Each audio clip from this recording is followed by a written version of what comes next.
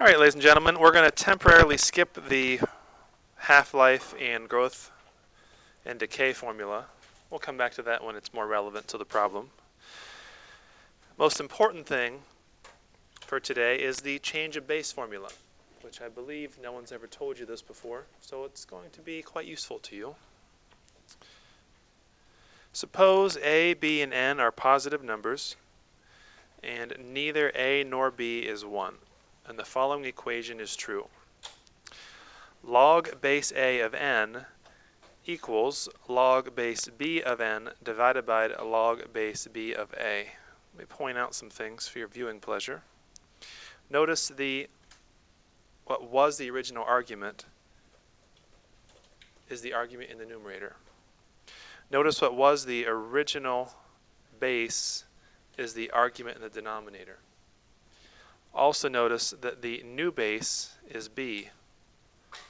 And B can be anything you want it to be as long as it's not 1 and as long as it's a positive number. Does anybody have any idea why this is so useful?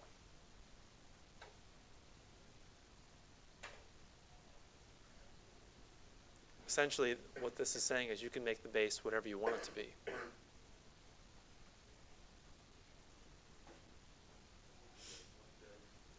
You could make the base a billion. If you made the base a 10, then you could use your calculator to figure it out. This enables you to use your calculator to figure out any problem.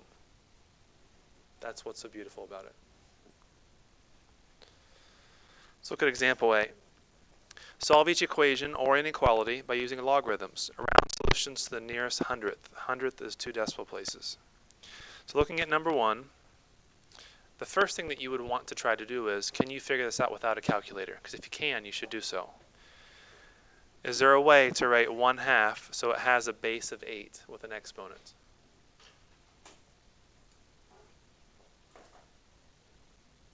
There's not. So if we use the change of base rule, and since we're going to use our calculator, we want the base to be 10, we can say this is log base 10, which we don't have to write it, it's a common log, of 1/2 divided by common log of 8 equals x. And then type that into your calculator. Please do so. Make sure that when your calculator starts a parenthesis, like in front of the 1/2, that you end it. Starts it in front of the 8, and make sure you end it.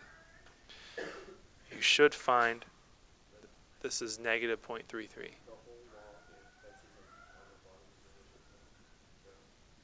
You can. If there's more than one thing in there, then you need to. Like if there's multiplication in there or addition. But there's not, so you don't have to. Should get negative 0.33. If you don't get that, please tell me and I will come assist you.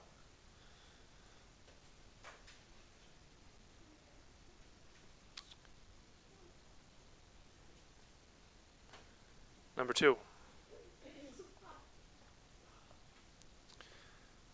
I would like someone to tell me how to write number 2. You have lots of choices on how you could write this, but the best choice, you could use your calculator.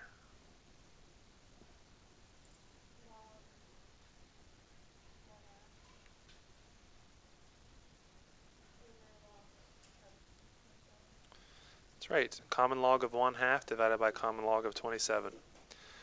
Then just put that into your calculator.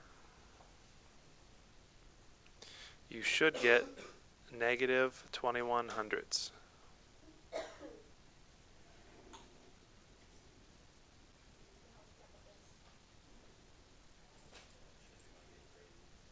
It gets marginally more difficult, but hopefully it's not going to get too crazy.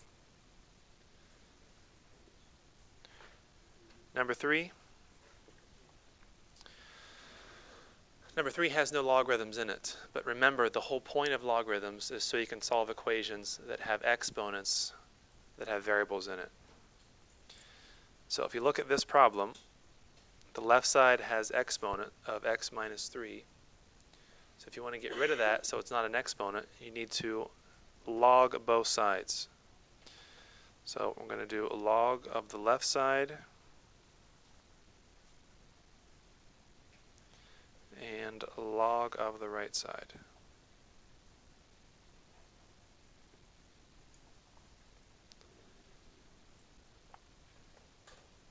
Ideas after this. Ultimately, we're trying to get x by itself.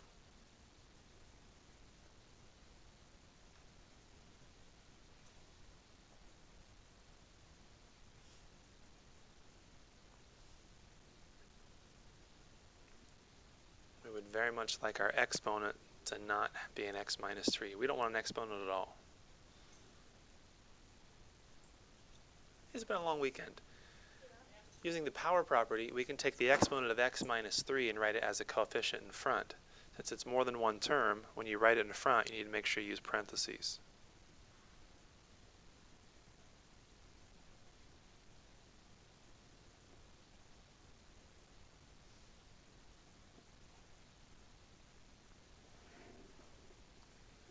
Then to get x by itself, divide both sides by log of 10. Well, before we do that, we can simplify this a bit. What is log of 10? Common log of 10. It's 1. Remember, if there's no base, it means the base is 10. This is saying 10 to what power is 10? It's obviously 10 to the first.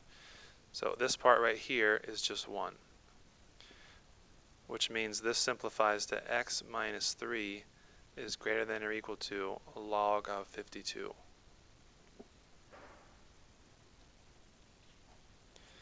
To get x by itself, add 3 to both sides.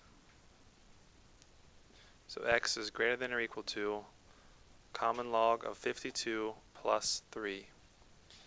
Put that in your calculator. It's important to note yet again that our argument is just 52. So when you put it in your calculator, you have to end your parentheses after the 52. What you should get is that x is greater than or equal to 4.72.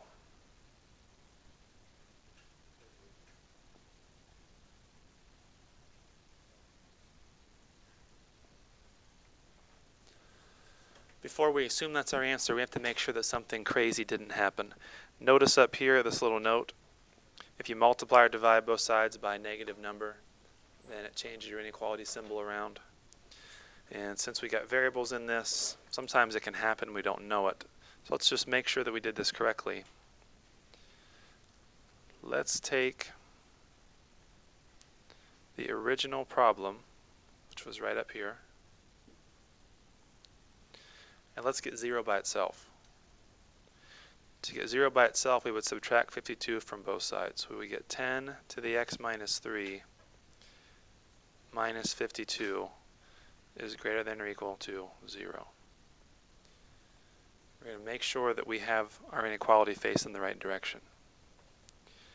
On a number line, did someone just say Jesus? I heard someone say Jesus. Take your solution and put on your number line. We have 4.72. This was a greater than or equal to, so we're going to put a solid segment above this. Then we're going to pick a test point to the left and to the right of this. We're going to plug it in, see if we get positive or negative answers. To the left, I'm going to pick 3. To the right, I'm going to pick 5. If I were to take 3 and plug it into this inequality up here, that would end up being 10 to the 0. 10 to the 0 is 1. 1 minus 52 is negative. That means anything that you pick in this interval is going to give you a negative answer. If I were to put 5 into that, that would be 10 squared, which is 100. 100 minus 52 is a positive number.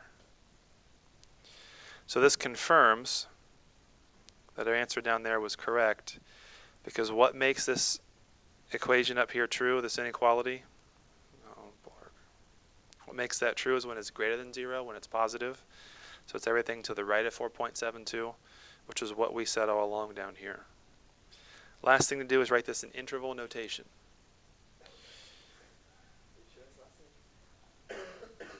interval notation, we are starting and including 4.72, and we're going to the right forever. Infinity is not a number, so you do not put a bracket around it. It's always a parenthesis.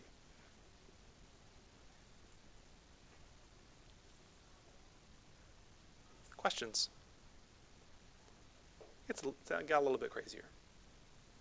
But stuff that we've done before.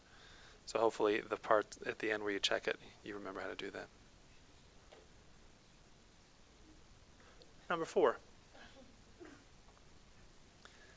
Suggestions on how we're going to solve this equation after seeing example 3.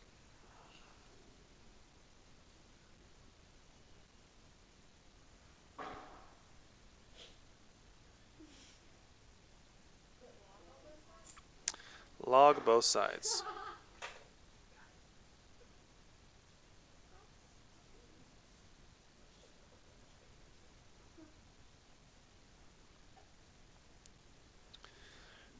What could we do next?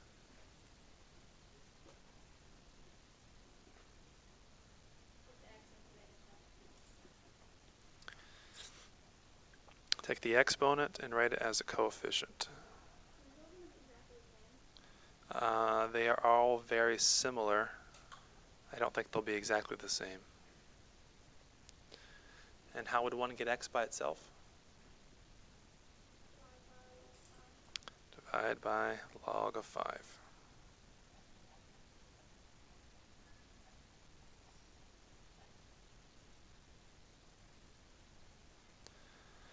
Please put this in your calculator, and once again, parentheses can really cause some problems. When you type the first log in, it's going to throw in a parentheses at the beginning. You got to make sure you close it. When you put in the square root of 6, it's going to put in a parenthesis. You have to make sure you close it. Be real careful.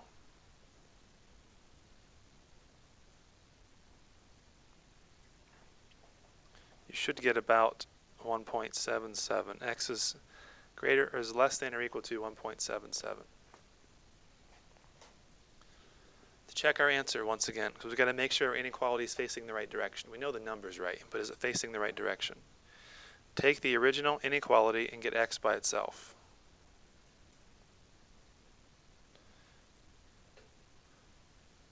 To do that, I'm going to subtract 7 square roots of 6 from both sides. I'm going to make a little number line, putting my solution on the number line. If it's greater than or equal to, make it a solid segment above. Yes, sir. That's possible. Yeah.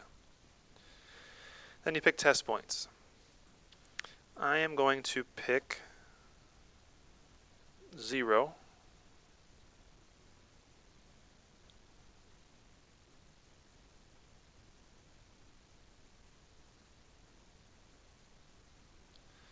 And we're going to pick 5 million.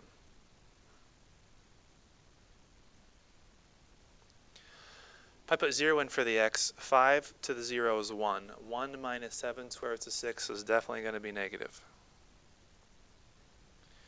If I put 5 million in for my exponent, 5 to the 5 million is really, really, really big. Really, really, really big minus 7 square roots of 6 is still going to be huge, so it's going to be positive. For this one, it's saying that the things on the left are less than or equal to 0. So we're looking for negative answers. Negative answers are happening over here, which is less than 1.77, which confirms that we were correct. This is our answer.